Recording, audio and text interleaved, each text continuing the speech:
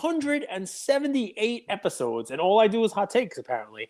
So that's good stuff. I mean, you got to love it. Listen, what a week. What a whirlwind week. It depends on, yeah, pal, what's up? No, don't eat that. That's garbage. Eat something else. Yeah, I mean, he's talking about the Gio Reyna card he just pulled. He doesn't eat Borussia Dortmund cards. He, Leipzig maybe he'll rip in half. That's the Houston Astros. Leipzig. He's correcting me. He knows the soccer, man. So he's watching this stuff. Welcome back to Lucas, Tigers, and Bronzo Mai, episode 878. It's a good number. 888. Are we doing anything important for 888? That's a real lucky episode. Big Kobe episode. Well, I was thinking more Kobe, but Asian culture, sure. 888. I mean, it's lucky. It's it's infinity. It's infinity 3 times. I'm sure if we messaged Spinatron right now with 10 episodes of advance notice and be like, hey, 888's coming up. You want to be on? He'd be like, yes, that has to be my episode. He's very into the serial numbers. And, that's fun stuff. I got to imagine DPZ's going to have him on the collector series as well, right? I'm sure. Let's hope. That's a good one. That's definitely. Maybe he'd be number 8 in the collector series, and it all goes. Listen, we were in. This isn't just a random podcast that's going in front of your eyes, guys. We are connecting the dots sometimes. Well, let me go, right? Because it's been a fun week, right? So one of the things I did, I checked back in our OG group, our old group, where we met, and Tyler Wagner, former MLB pitcher, who's in there, insurance professional extraordinaire now. He posted a cool Kobe that he bought. It was just a Kobe Select Gold jersey piece with a 2-color jersey, which, me, I spent a good part of the year buying Kobe jerseys. And you explained to me the different value hierarchy of like the color patches, the whole deal. I bought a ton of those things. I still have a ton of them. Slabbed, non-slabbed, 8s, 9s, 10s, all kinds of stuff. I never got a multicolor one. This was cool. And it's a gold card out of 10, so it's got the gold going on too. I said it was really nice. And he's like, I probably paid too much, but I looked at all the other garbage I have in my collection and said, I'd much rather have this than any of those things. And it's right. And I made like one of my sweeping statements of that's going to be a lot of 2023. People are going to be looking at their collections and they're going to be saying, all right, it's not exactly consolidation. We were talking about that last year, but it's like, all right, if this is worth this, is this really what I want to have? Or would I rather have something else for that same money? What is it that's PC to me? What is it that's, collectible to me? What is it that's something that let's go back to my roots of collecting. What is it something that is really, it calls to me? And to him, it was this Kobe card with the dual patch relics. I showed him my dual different strokes auto of Todd Bridges and what's his name? I can't believe I'm going to forget his name. It's Brown. No, it's Arnold Jackson and Willis.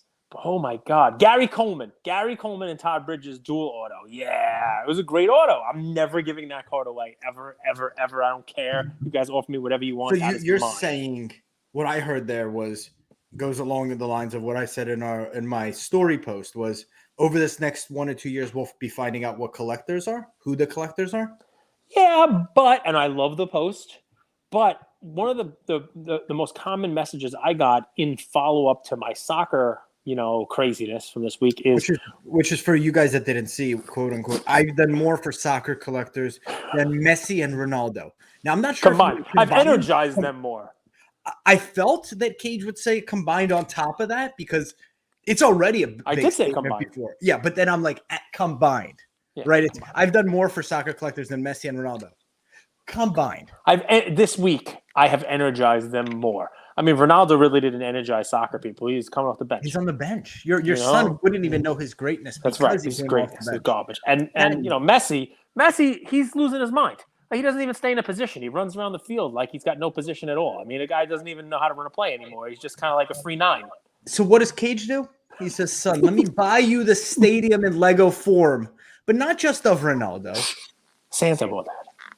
But also of Messi. So he bought a Lego set of San Bernabeu and Camp Nou. The blessing is this is not for children. So Ian is not allowed to go on YouTube and listen to it. Yes, even though a lot of our listeners more than likely behave as such. But can I say by the comments. Collector I get a little feedback. Just want to make sure you know that. Get a little echo on me here. Not when you talk, just me. Now I don't hear it. So what's amazing is people don't like the titles. People don't like, why do I have to be one? And then I get a lot of great comments like, hey, I'm a collector. I collect some stuff. I do.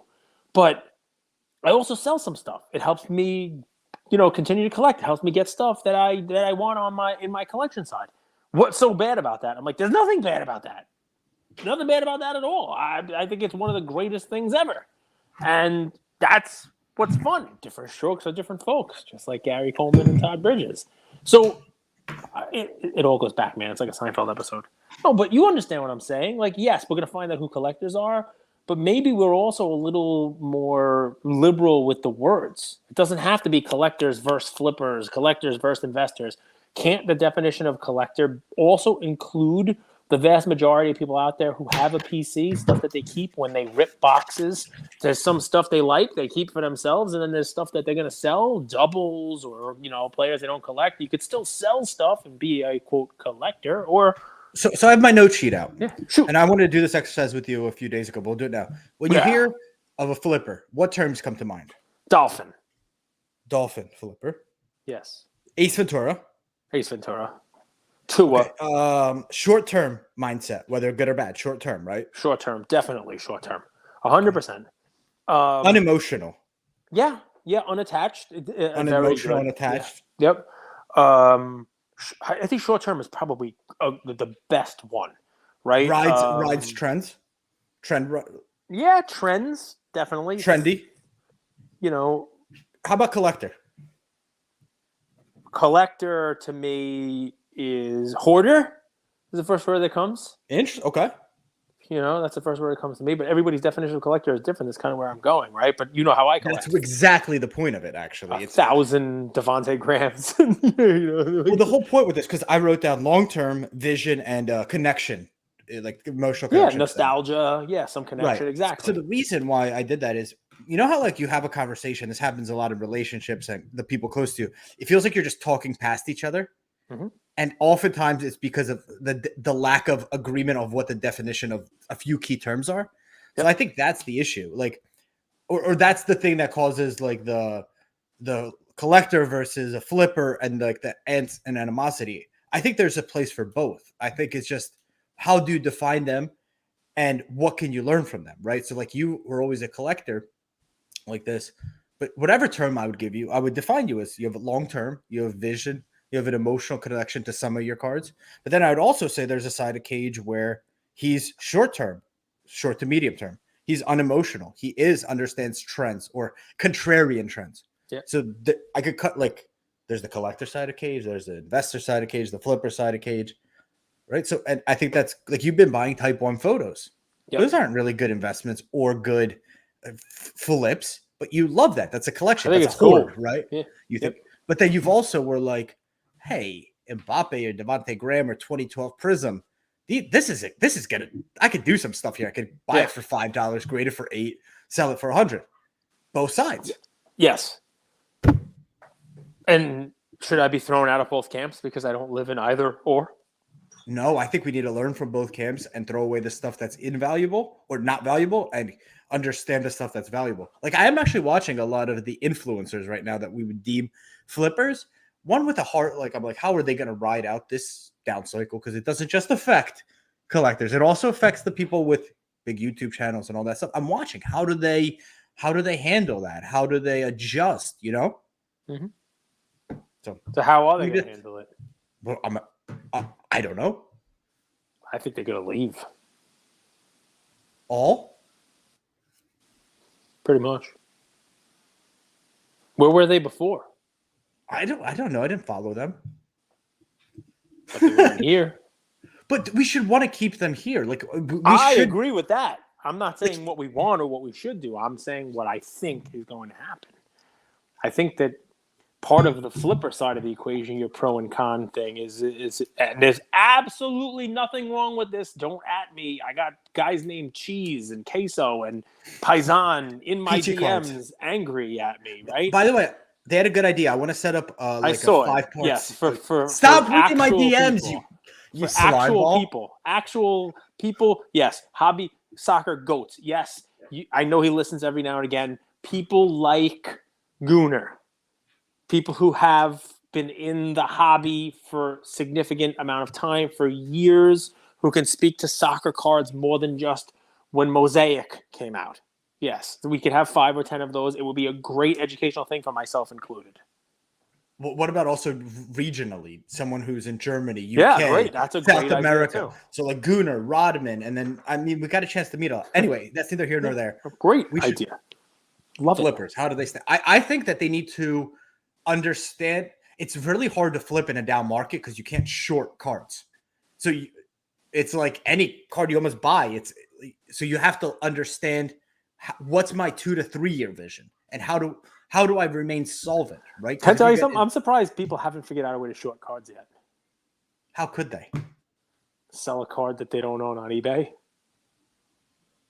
And then buy it back 3. No, you can't dude, you have the serial number. It's impossible. What serious? I'm not talking about graded. Raw cards. I mean, I guess you still have to ship something after they pay for it. But, I'm like, hey, I just sold this card. All right, well, he had a shitty game. Well, I'm going to go out and buy it afterwards, and cover, right? You cover this week, right? What's a big game this week? In a pretzel. I do this all the time. That's my favorite. They love it. Josh Allen versus Tua. Right, so Josh Allen versus Tua, right? So what if I sell a ton of Tua cards and he gets smashed this week? And I go buy them on Sunday and ship them out to people on Monday for less than what I sold them to people for. These are non-fungible tokens. You know the serial number on the back. They're not. I'm not talking about cereal. I'm talking about anyway. Whatever it is. Just a bunch of Tua raw. Yeah, raw Tua, raw. Oh man, you're right. I mean, that is one of the fun things, but it is one of the rabbit holes we went down as the market went up, up, up, and up. Everybody wants to chart everything. Everybody wants to look at this is how much it is. This is where it's going, and the whole deal. But yeah, I mean, it's interesting. I saw Chris Hoge's post today about the Tom Brady champ ticket out of 100, and it is a good. He didn't go into this specifically, but it is a good way of spelling out for folks the difference between scarcity and rarity. Because wouldn't you call a card that's numbered out of 100 a rare card? Yeah, right. I mean, by anyone's definition in the hobby, something that's only 100 of is rare. But the fact that there's 100 of them and 21 of them or 22 of them have been sold during this calendar year. I think there were 21 of them sold in the calendar year of 2022. Doesn't make it a very scarce card if there's 2 sales a month of it. And that's why you see it go from 1.2 million to 500,000 or whatever it's selling for. So it's interesting to watch that stuff, right? I didn't think that the PWCC premiere was as much of a bloodbath as maybe advertised. I wouldn't use that word either. I would say, I would say that different industries of cards, like I would say LeBron cards were bloody. But what I also noticed was there wasn't a lot of vintage in that auction. And so one thing is like, okay, obviously diamond hands, vintage collectors, they're more likely to hold that. But what it also kind of showed me, and maybe it's like maybe an assumption, but we could discuss it here. It's that the vintage collector market is more educated on market cycles because they also understand and they're able to time and realize that selling cards around Christmas always there's a 10-20% correction just in any cycle. Mm-hmm.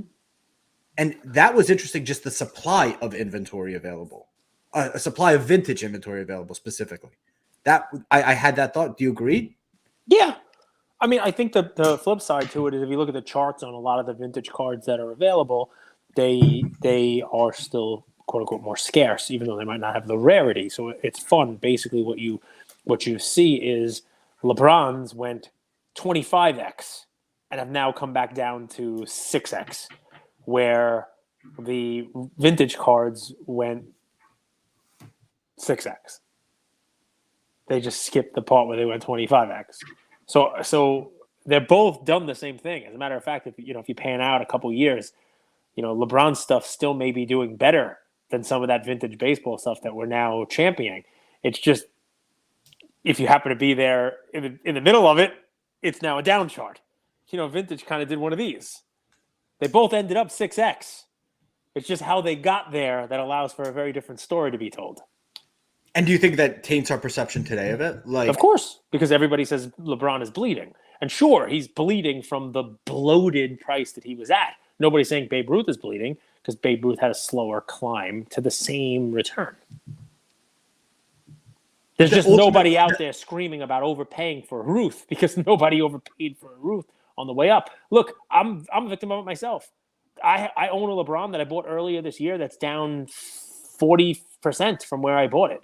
And it's a big card. Which you thought was the bottom. One of the most, and people were calling about him. I bought it because Josh Cardboard Chronicles posted a story with other data points and said, hey, looks like this one might be hitting a bottom. And I'm like, I think I agree with him. There we go. I'm going to buy it. It didn't bottom. It's a new bottom. What is this saying? It's always scary catching a falling knife, or don't catch a falling knife. I caught one. It cut. But it's okay. But that's the thing, though. Here's the flip side. So I didn't buy it at the bottom, right? But what happens if yesterday's sales were the bottom and they start to turn back up? And all of a sudden, in a month, 2 or 6, the LeBron that I bought is back to the price that I paid for it. I didn't lose money on it because I never sold it. Do you think market factors are pointing to that? I think the cool thing about LeBron is that the market factors aren't everything. There are a lot of potential things that could happen for LeBron that could change the market trends, right? His team could start playing a lot better. He can continue scoring 30-something points every game, basically. He'll have the record coming up. So I think there are other things that factor in that, make it tougher to compare LeBron to, like a vintage Babe Ruth. But do collectors ever leave a market and leave bag holders? What I mean by that, and don't listen to that and hear it in a negative sense. What I mean is, I think true LeBron collectors or people that believed in LeBron bought in maybe 2015, 16, 17, 18, and they sold at 2021. So the people that are holding LeBrons are just people who were hoping to ride the wave even higher. I mean, even that's a generalization. I think people I understand. Collected LeBrons, they might have sold some of their LeBrons. You know what I mean? They might have sold an exquisite at a top, but still have a ton of golds. I think the thing is the LeBron collectors, just like we want to say, hey, you could be a collector and an investor. I think that people who are fans, sure, I shouldn't hold it against anyone for taking some money off the table, especially with the way that the card value, especially LeBron, ran. It became a significant portion of people's, portfolio. Might as well sell some and rebalance it. I don't know too many people who were real LeBron collectors beforehand who sold every one of their LeBrons at the peak and now have none. Like, you could say I did that. Devontae Graham, I didn't sell them all at the peak. I wish I did. I have some still. But, I mean, I bought low and sold high. I was lucky, and I'm ready to say that, folks. You know what I mean? Like, you want more people to say they're lucky. Yeah, because then people don't, you don't have to pretend to be a genius the whole time when the market's going down. If you don't tell people you were a genius when it was going up and you instead, let people know that you took advantage of an opportunity, you were lucky, you might have seen something, but it was also helped by the trend and the overall market factors, then on the way down, people are not like, wow, that genius became stupid overnight. No, I mean, that's, and unfortunately, I think that's where a lot of our influencers are right now, by the way. So, Cage, so today's December 16th, 2022. What if, we've showed up for 870 days, we've tried to give back as much as we can, and we keep increasing that. So we keep growing this podcast, right? Make some money on sponsorships. Okay. I start saving. How much is Rodman PC paying you to wear that hat? Rodman just good people, man. Anybody wants me to wear a hat, just send me a hat. I'll wear a hat. I save money, put it aside, start, buy cards, watch the markets, and I'm able to stay solvent, right? I'm able to save $50K. I have $50,000 in cards. Have some? You could have as much as you want. And 2026 is the next boom. Okay? Hypothetically. 4 years away. And I'm able to stay in the game and use this period of time as an experience. Color up, have some of my portfolio in vintage, have some of it in modern, be able to spot the trends, use this period of time to learn from it. And I benefit, and my $50K becomes 550 by 226 because I stay in the game. Yeah. And by 2030, it's $1 million collection. There you Because go. I stayed in the game and used this period of time to learn. Is that luck? It's a good question, right? Part of it's luck. Part of it's luck. Sure. Part of it's luck. Yeah, because just because you are in the game still in 2026, you have to be lucky that hopefully the stuff that you invested in did pan out. It's the right sport. It's the right player. It's the right card. Sure, you can say so. So what's fun is I was in a car recently with a very smart young kid who is half my age. It is amazing to think it, and he doesn't believe in luck. Doesn't believe in luck. Say that again. I said he doesn't believe in luck. He says, I said to him, what is it? Some combination of being prepared and opportunity and educating yourself, kind of what you're talking about. He believes luck is just being born. It's a pretty Gary way of saying things, right? That's where luck kind of comes in. But the other stuff is what I talk about, just being there. I mean, you want to talk about luck? I understand what you're saying. It's two sides to the same coin. I say I was lucky to get into Top Shot when I did. You would say I wasn't lucky.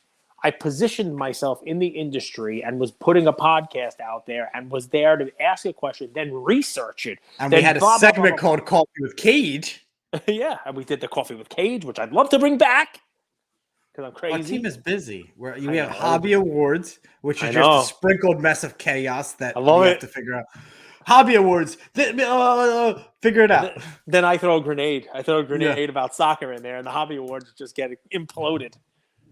It's fun stuff. No, but I mean, so I understand your point about luck. I guess what I'm saying is there is a sprinkle of luck in all of it, right? And most people who have done well, there's luck there. You could be right. You could have the right card, the right guy, but maybe sell it at the wrong time. There's luck there too. You know what I mean? And that sometimes has nothing to do with the hobby even. That has to do with your own situation. Maybe you didn't need money, so you didn't sell, and you should have because you'd have more money. There's so many, luck is... I mean, I throw it out there just because, listen, we're all collecting cards. We're all collecting pictures of athletes. We're not geniuses. I'm sorry. So, everybody who thinks they're a genius in this hobby, they would be somewhere else. They'd be on Wall Street. I think I'm a genius because I think one of the best buys is a Banksy painting. Oh, God. Now, Cage thinks that Banksy is a culprit and a criminal. Sam Banksy Fried, yeah. If you guys don't know Banksy is a political artist who... artist? I mean, he's a graffiti artist. What's political? He's a little girl holding a balloon? What's the politics there? I mean, can you tell us about... So Ken Golden is selling a Banksy... the artwork as soon as it... That was a political statement? Shred the stuff right after it sells? That's political? How would you describe him? You would say he's a graffiti artist? I would say he's a criminal. He defaces public and private property. Do you think it makes it better or worse? Held accountable. Well, to the people who own the private property, like a barn... It's definitely better for those people when he paints on the side of their building. That makes it worth a lot more money. People sell it and they go crazy. That doesn't necessarily mean I like the guy. I saw one piece of his art that I did not like. So, do you want to talk about that experience or no? You're not a Banksy guy. I just thought it was cool that Golden was selling something that is near and dear to my heart. We had a British guy who came to play soccer with us. He was a big Banksy guy, taught me all about it. I thought it was cool. What's your favorite Banksy? The girl? The girl with the heart. Yeah. It's the most recognizable. That's a cool one. That's the one everybody knows. I did not know about some of his art. Some of the art. I would say I like the idea of Banksy. I like someone that's like a shadow in the night that we don't know that kind of comes out and like stencils and sends a message. And now I know why you have a crush on card porn. He's the Banksy of our industry. We know who card porn is. And does that take away from it? Like if you found out who Banksy was, would you no longer like Banksy as much? If he was doxxed? I respect card porn. I don't like card porn. I respect Banksy and I like Banksy. Why don't you like card porn? He's an asshole. Oh my God. How do you really feel? But I respect that he put out content for a long period of time. I respect how even the way he does content, he called us out, quite a few times. He cuts right down the middle to create this polarity. I respect the game. Like, I might not like how Zach LaVine plays, but I'm like, okay, he's got game. I want to tell you something that will make you smile. Ian has worn a basketball jersey every day this month to school, different basketball jersey. And usually he's a little bit of a jinx, because he buys jerseys of people that leave their team. But I kind of made fun of him a little bit last night. I'm like, you can't just pick your jersey in the morning based on who has a good game the night before. I mean, he's wearing his Embiid jersey after he drops 53. He puts on this jersey. He's like, oh, Zion scored 35, put it on. I said, how about you pick a jersey? It was like 8 o'clock. I'm like, how about you pick a jersey that you're going to wear tomorrow, put it out, and if the guy has a good game, great. You knew it before. Correct. And if the guy doesn't have a good game, you still wear the jersey. You know what jersey he picked to wear today? He picked it out last night. Tyler Hero. Dude, Hero went off. 10 3-pointers. He woke up and he's like, ha ha. He's like, I bet 41 points. He's actually the third leading scorer. He's averaging over 20 points a game. Ian said that to me. He's like, this is a top 15 player in the league, and I don't know why people are not giving Andrew more credit. This is what he says. This is what he tells me. I'm like, because no one wants to give Andrew credit because he's a doofus. That's why. Honestly, the whole credit thing, I'm over at this point. The money's better than the credit. You figure that's all you're living on these days. You'd like credit. Correct. Ba-rum-bum-bum. Because being right doesn't lead to success or affluence. It's a part of it, but it's not the whole thing. Maybe it's a theory I'll extrapolate on when I start like a Shroom show or something. The Shroom show. I want to be on that. So I thought it was going to be a big lesson. He's going to wake up today. Hero is going to have 11 points on 3 of 16 shooting. No. No, we're backfired. 40 threes. 41 points. I was like, oh, nice choice, pal. A lot of fun. So Tyler Hero, are you buying him? No, for sure not. So I think you should at some point buy some Tyler Hero because that's the nostalgia for you. And it's going to be nostalgia for other people. The Tyler Hero Silver Prism card is going to be a drawback, just like Bull will be at some point in time. I think the base was $19 when I gave up. No, dude, here's the issue. All of the Ultra Modern cards suck because think about this. The national most like I saw Summertime Cards wanted to get like his flawless 1-of-1 rookie. Cool. That's a cool card. But any of his NT stuff, I think NT stuff is going to be similar to like the Upper Deck Griffey in 10, 15 years. Because eventually the whole player worn thing is going to play itself out. You're getting a patch that has no association. So, okay, you have the auto, but there's infinite autos of these guys. I have no sentimental connection knowing that I own an NT because I'm going to just see it perpetually running on auction because I'm going to be seeing it so much. And I do think that there's something psychological that happens when you see your card running on auction so consistently. It's an infuriating feeling. So let me ask then, how do you invest in somebody today? If you believe Tyler Hero is going to turn into the next Michael Jordan, I'm just using him as an example right now, right? I use Eric Whiteback's code and I try So Rare. Oh, what do you actually do? What do you tell the folks out there? You say give up on cards? No, that's such a big statement. Just watch him. Enjoy the game. Like, you don't have to buy his card to just enjoy him. Okay. How would I speculate on Tyler Hero's performance? It. There you go. How would you, if you thought in 10 years from now, wow, I wish I could go back to episode 878 when we were talking about Tyler Hero and invest in Tyler Hero. Don't give me a game-worn jersey. You don't. Why do you not like those, by the way? Fruit. I love it. It's not. That market's tiny. No one collects game-worn. We're not a game-worn show right now. But let's just assume that is easy and low-hanging fruit. I agree with you.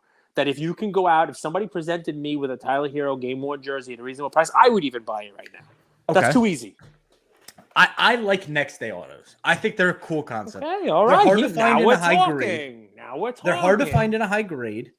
They're on card, and it's like think about the moments for these kids, right? When you're in college, you're partying, hooking up, and playing ball. That's it. Like, and most of the best players don't do the last two. They just play ball. Whatever. Then they get drafted, and literally they get millions of dollars. It's the day their life actually changes. And this is the first thing that they sign. there's some very cool provenance. There's extra cool provenance knowing that Giannis is his whole family life changed because he wasn't even going to get drafted. Then he went 14th. Like this guy was living on the street. So like that to me is as So when cool. Panini loses the licenses to these things, or if Panini is rolled into Fanatics in some way and they don't have that anymore, does that help the value of the ones that are limited to a certain print run, or does it hurt because it's no longer kind of like that continuity going forward? I think someone should do draft night autos, where as they're the first round is drafted, these guys sign it right on the screen, and there's 10 of them. That's cool. That's cool to see the card that is on there at the draft. That's cool. It's a cool idea. Something additional. You get to see it live, and boom! I see that card be pulled right there. Like one of the cool things when I sold the Ronda Rousey card, I had a picture of her signing the card, like the 101 rookie auto of her. I had a big picture, and when I sold it on eBay, I have a picture of her like signing it and like holding it up and that kind of stuff. It's a cool little additional piece to the story. Dare we say that piece lives on the line on the blockchain? On the blockchain? Oh, forget about it. Exchangegram. So like. That would be the coolest. That would be my route. I think game worn is fascinating though. I think in 2023, I would have created a show for Luca Nation where we bring on some of the higher end game worn collectors and we could learn. What do you look for? What does photo match mean? Whoa, I was just gonna say, and that can be a whole show in and of itself, right? I mean, some people just trust one place, right? And that's such junior level questions, right? The coolest thing about the show is as we've done more episodes, my questions have improved because I've learned more, right? You could only ask questions from your perspective. Dude, one of the things that the NFT should do is someone should be able to come on and do what I do. Sit in my seat, because I can tell you it's Friday. I couldn't wait to be done with my day to sit down and do an episode. It's literally the highlight because you do this. First of all, it's like sitting down with a friend at a bar, grabbing a beer or a 2-liter bottle of soda and talking sports, and you have a pad with questions prepared. It's easy to popcorn. It's fun. This is like this is fun for me. Somebody should get the ability to do that. Happy to do it. And I don't know why this is where my brain goes. It's always so effed up. I'm only able to do this when I'm on a disciplined and structured schedule, like Mark Mader said. So if you guys want to be like Mark Mader, you really like that guest. I'm very happy about that. Because I don't ask for too many guests, and now I'm gonna take credit for Mark Mader. I don't ask for too many guests. I knew he would have a profound impact on your life. Go Tigers! I think I could have been a professional athlete if I knew now what I knew then, and that structure and discipline are your friend, not your enemy. Steroids too. Creatine, Dick. Sure. I mean, you call it creatine, I call it. I don't take creatine. It kind of weirds me out, just the name of it. But I have nothing. I think steroids should be more in culture. Like I think we should talk about the benefits of steroids for men over 35 because their testosterone levels are dropping. I think that should be more because right now this guy Liver King, who's just absurdly ripped, he looks like just insane. It's revealed that he was taking steroids, which was kind of obvious the whole time, but he had a really good message as well. Like so people get really skewed. What was his message? Eat liver? It was the 9 tenets of our ancestors, which is bonding. I'll find them. 9 tenets. What the hell are you talking about? The 9 tenets? The 9 tenets. Yeah, I'll read it. I don't want to be misquoted. Sleep, eat, move, shield, connect, cold, sun, and struggle. Cold? Yeah, cold exposure is really good for the immune system. But isn't that the same thing as struggle? No, struggles like go and like think about it. We're hunter gatherers, right? So like we had to go and find our food. The struggle. So like we go to the grocery store or we have Uber Eats deliver. It is a struggle. Uber Eats. It's hard to get a delivery driver sometimes. So I got to go outside in the cold and pick it up off my porch. Right, but like think about it, like you had to like go and shoot a deer or tackle a deer. Like it was literally you didn't have to go to the gym. You were at the gym. So you that's would not be a good caveman. No one's tackling deers. What are you going to tackle? You're tackling a deer? Am I tackling fuel? What are you, you didn't just have a sniper rifle. Yeah, so you remember when Andrew showed up at the half? You had a bow and arrow. But let's say you didn't make perfect. But let's say you didn't make perfect contact. You still have to track it down, right? Because and tackle it's not like you have to track the blood. Dude, we need to clip this. I'm making a video of Andrew tackling a deer. It's gonna be a fantastic video. It's gonna be You awesome. do, and then you have to cut the neck. Yes, and drink Because- the blood and eat its heart while it's still beating. Well, Liver King says go with the liver, and then he went traveling. How are we on this? We should get Liver King cards. Liver King cards. Exactly. These primitive tribes, Liver! they fight over the liver. That's the most profound part of the most healthy part of the meat. They actually throw the muscle to like vultures and crows. So, test steroids, creatine, Liver King, 9 tenants. I apologize, Eating Liquor Nation. livers. Yeah, I mean, you just went down. I mean, this is great. This is the kind of conversation we had when you called me when you were on acid. Remember that? I joined the Marvel break. In That was great. Charcos. That was great. I thought Marvel was going to be the next thing. I was like, look at how excited everybody is. This is the cool. Look at the designs. These cards are great. There's art on them. Who's that guy? He's green. Why is he so green? Because he's the Hulk, Andrew. Love it. You gotta love it. No, I mean, we went a little off on a tangent here, but back to the point. We hope you guys are having fun, right? And there are a lot of different ways to have fun in the hobby. I have fun talking to this spaz that I get to talk to over here with his Rodman hat on. I mean, we're having some fun. I have fun this way. I've started to have fun collecting random, items. I do Pokemon stuff with Ian. I opened a box of soccer cards with him right before we jumped on here. We got a Reina pink out of 125. He knows more about the teams and whatnot than I do. And did you see the Reina situation? You know how much the box cost?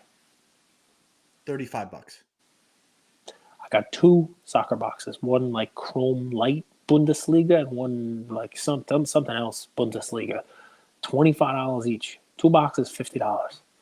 I don't care what's in it.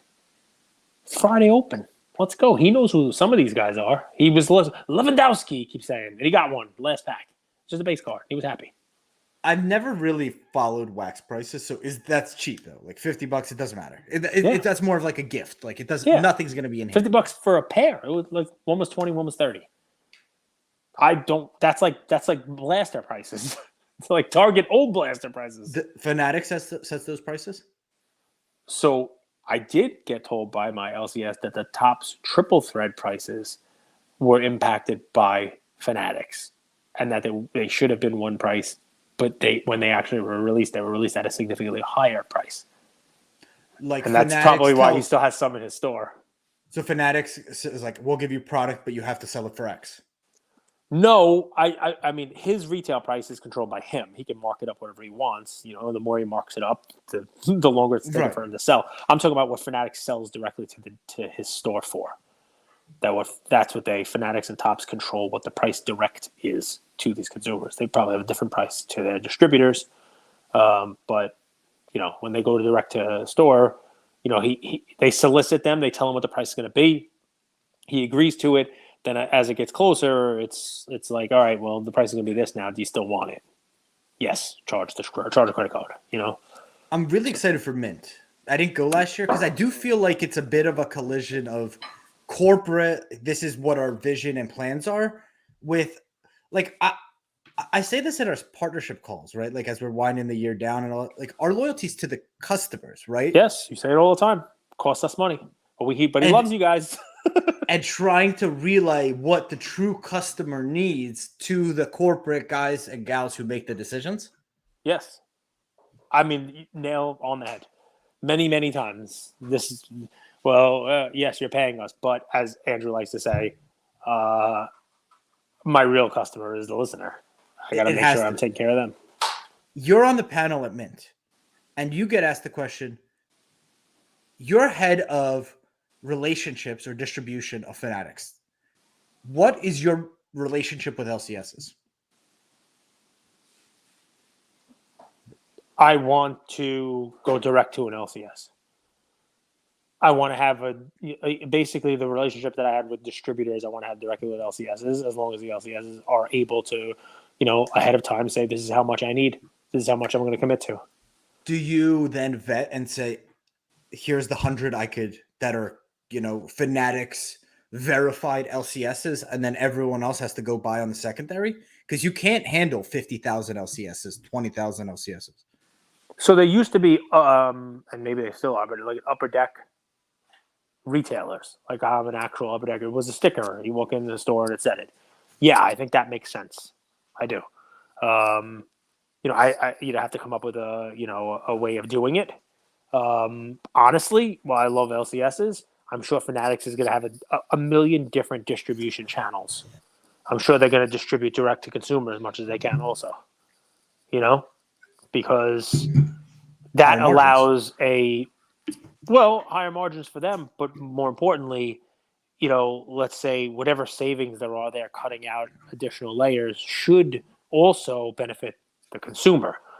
Like I wouldn't want to be Fanatics and say, okay, I got a box that it used to be $50 to me, and by the time it got to the consumer, it was $100.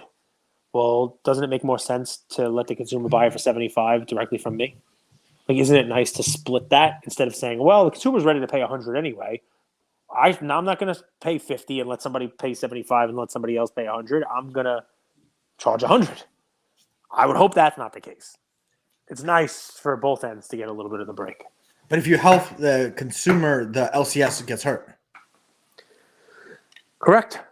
But I think there should be LCS-specific products.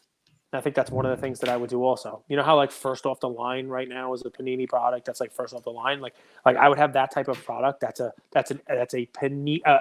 Fanatics exclusive LCS product. So, like, on release day, the Stars and Stripes National Treasures, the FOTL, the Choice products are only available in the stores. If you want those, boom, that's where you can get them. Only our Fanatics LCS get it. That way, you get the best of both worlds. There's a way to do it, man. No? You don't like that idea? I'm processing. I think it makes a lot of sense. And it's tough. Luca Nation, like that was on the fly. Honestly, the best ideas are obviously you sleep on them, you iron them out, but not yours. I don't think. I just talk. Right, but like having that on the fly. Friday night, got to go run some errands. Any, thoughts, anything that like you want to man, I'm excited. Football. Don't forget, with college bowl season here, there's no college Saturdays. So you get NFL games Saturday and Sunday. So, wake up tomorrow. It's easy like Sunday morning on a Saturday.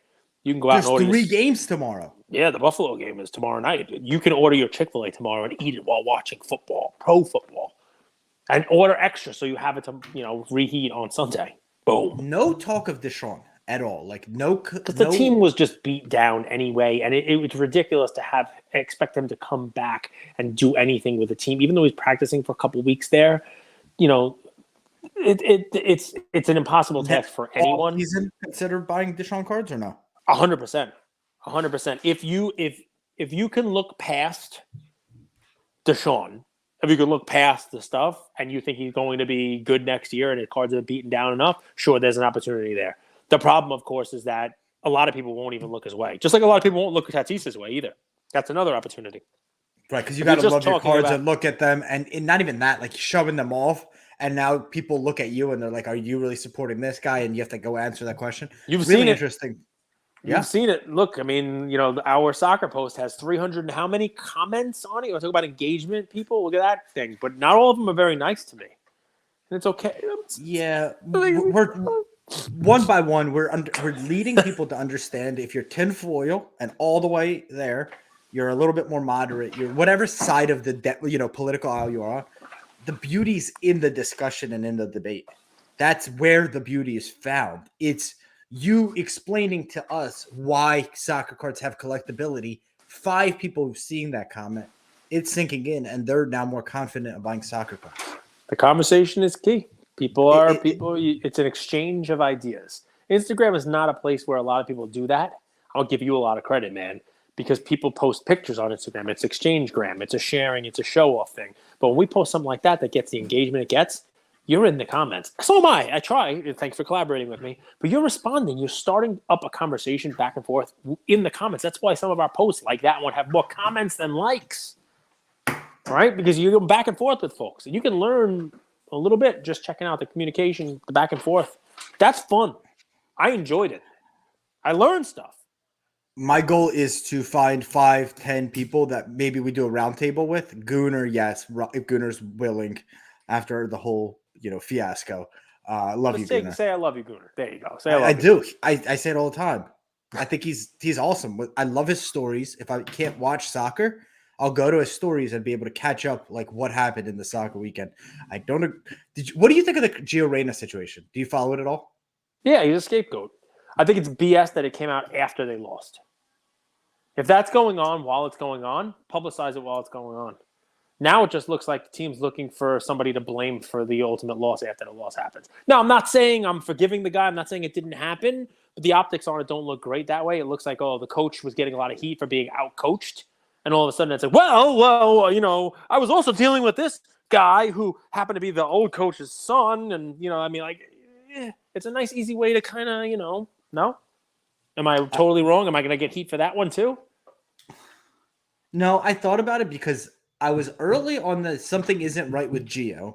I like Coach Burkhalter, but I don't understand the need, even if you're right to throw your 20-year-old player under the bus, just to defend yourself, kind of eat it, take it on the chin. Where I go with it and process it is I think he thinks his job's on the line. Of course. And he wants to keep his job. And he's like, that. And what I don't like about it is I actually think the soccer team overperformed. Yeah. They're 23 years old. Like, they didn't fold against the Netherlands going down 2-0 in an elimination game. I think they played really tough. Do you have any predictions? Colts, Vikings, Ravens, Browns. When there's predictions, I always say the same thing. Any predictions? Pain. And Dolphins, Bills. Come here. Yeah, you can show. He wants to show you something. He made this. He thinks he's the smartest kid on earth. Look what he made. It's not going to fly. No, go ahead. What do you got? Do it. It's a paper bomb. It's a paper bomb. Go ahead. You got to do it on camera here. Come here. Right there. Perfect. Oh, that didn't work. Didn't work. Better work this time or else we're wasting our time. Well, let's go. Pressure. Dead air. Do it. You suck. Do it over there. Is this supposed to make like a big noise? It makes a big popping noise. It did it already once before, but he's holding the wrong side of it. I think the real game he wants to do is that like little thing that you do with your like pick a color and you go up to a cute girl. Oh yeah, that's cool too. Like you're gonna marry me. Yeah. Correct. There you go. So you have no predictions, just pain. My predictions are: I believe Buffalo embarrasses Tua and the Dolphins. That's my big prediction for the the big game. I think that's what happens there. And what are the other two? One big prediction is better. No, what are the other two? Ravens, Browns. Ravens are plus 2.5 at Cleveland. Ravens, Browns. You don't have to think That's of it the on the old spot. Browns against the new Browns. You folded it wrong. So let's see, Ravens, Browns. I think the Ravens beat the hell out of them. Let's see, what are the other game? Vikings, Colts. I hate both of them. Shockingly embarrassing. Tell me about Kirk Cousins. Why do you love him so much?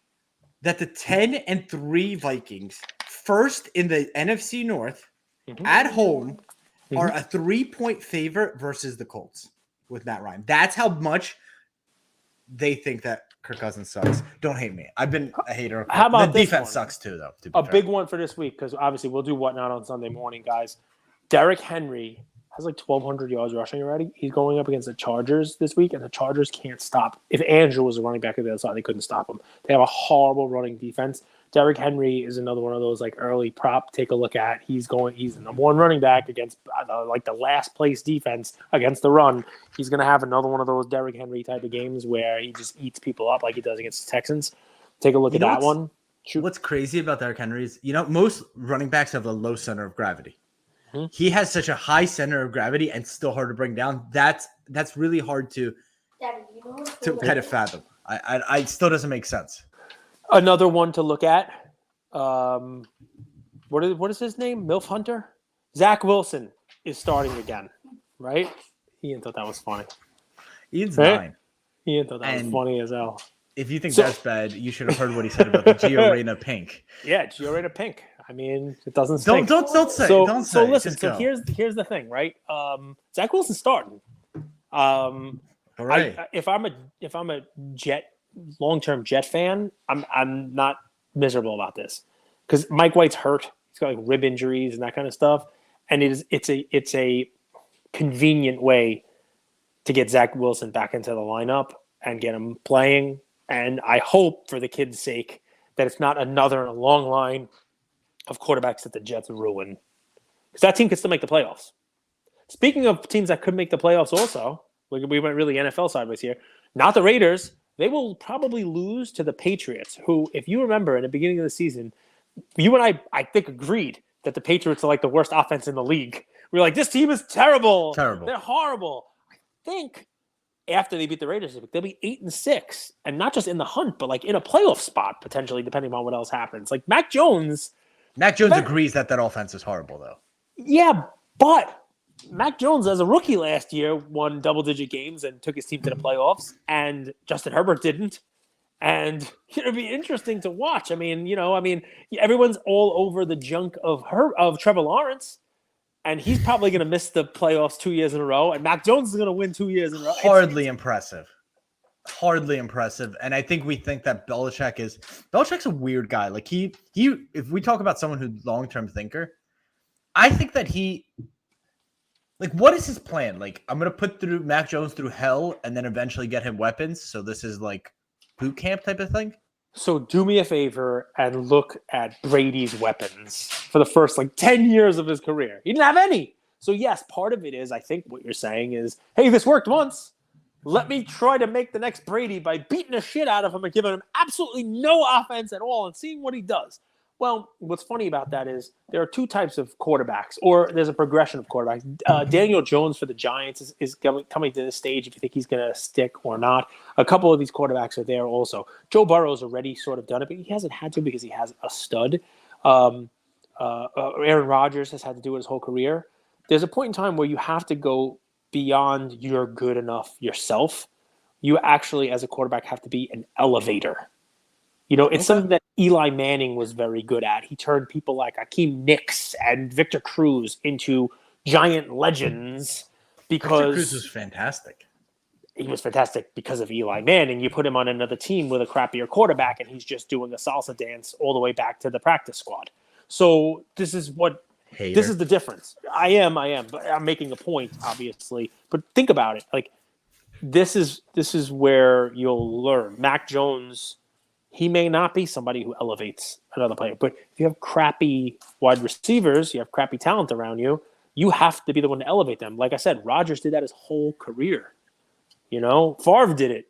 Mac Jones doesn't have the arm to even – he can't throw down the field. Do you agree with that or no? Yeah. Arm strength. What's amazing about it is that in today's game, with the right weapons, you do not have to. I know you have to be able to at least threaten a deep ball because the safeties sneak up, but basically the pass is a run now. You swap out Tua and Mac Jones. What swap happens? Them out, put them on each other's team. Yeah. I think both teams get better. Wow. Yeah. Especially you gave me the best team for Mac Jones to go to. That's why. Well, right? Because those guys cross. Right? Tyreek Hill, you underthrow it. He finds a way to get there. These guys, waddle across the middle. That's a good pair for him. But the best receivers in the game now, they're not Randy Moss. Culpepper's going to throw it 60 yards on a bomb, and it's going to land, in your lap while you're striding. There's not a lot of quarterbacks that do that anymore, that put that perfect ball up in the air and, moonball it. Now, even Mahomes, he's throwing to Kelsey over the middle most of the time. You put Mac Jones on Seattle, and I think he sucks because DK Metcalf is basically useless. You know what I mean? Lockett's numbers might go up, but you got somebody who it's got to be one of these deep ball. Got to be able to throw it to him. Got to be able to take the top off the defense at some point.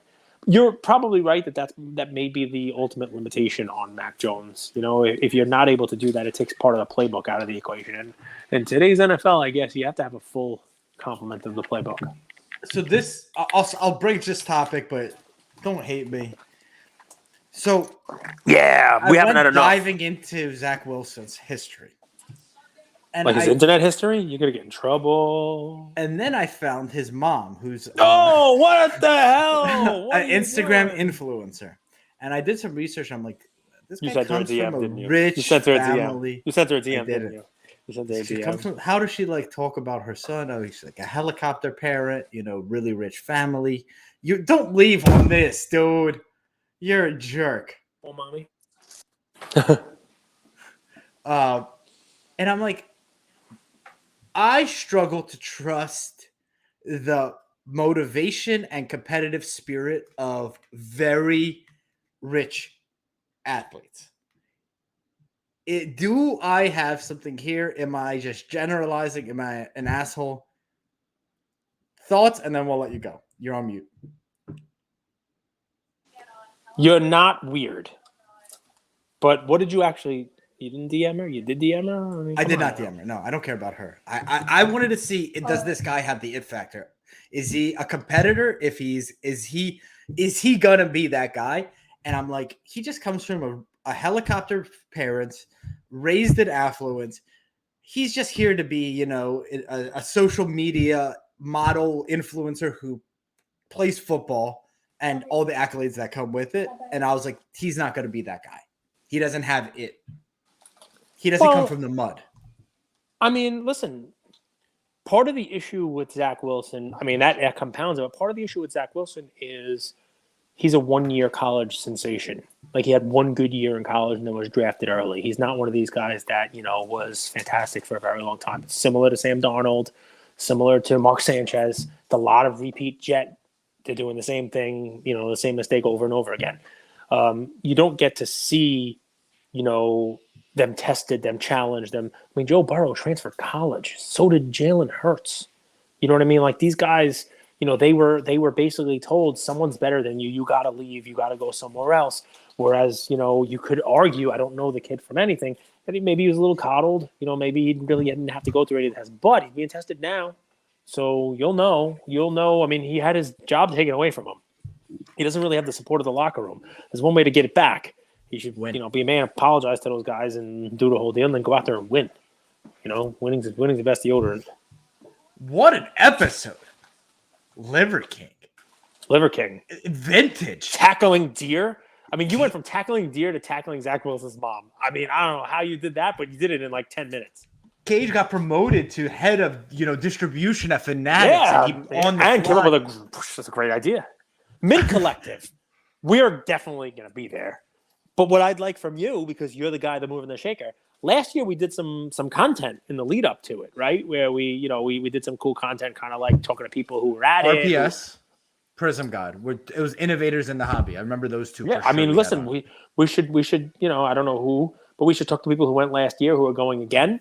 We should maybe have some conversations with folks in the lead up to the Mint about, like, hey, what'd you love about last year? You know, what are you expecting to see this year? What are you looking forward to this year? Anything that you had last year that you want to make sure they have? Anything that was missing last year that you want to see? You know, what was your favorite parts about the show? What are you doing when you're there? What kind of cards are you bringing while you're there? You know, why Mint? It's a you know, I think we should do that again. You'll get Vegas during March Madness. I mean, Vegas cards March Madness. That's the time to go.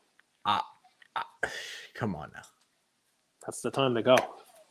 How much better does it get? Luca Nation, have an amazing week, and we'll be back tomorrow. Well, for listening to another episode of Lucas, Tigers, and Bronzo My.